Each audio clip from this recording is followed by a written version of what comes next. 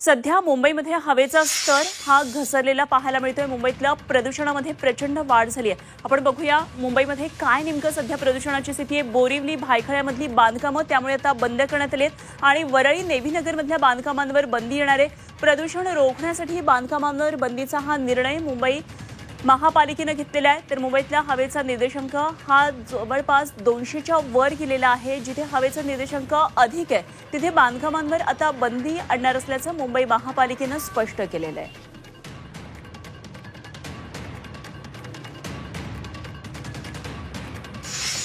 Notice दिली,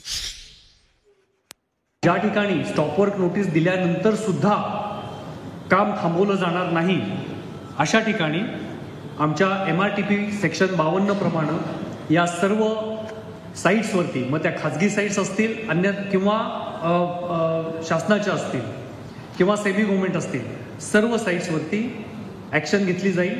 त्यांना ताबडतोब स्टॉपवर्क नोटीस प्रमाणे त्या ठिकाणी काम थांबवणं आवश्यक राहील, बंधनकारक राहील, अन्यथा MRTPच्या सेक्शन 52 प्रमाणे त्यांच्यावरती गुन्हे दाखल करण्यात येतील।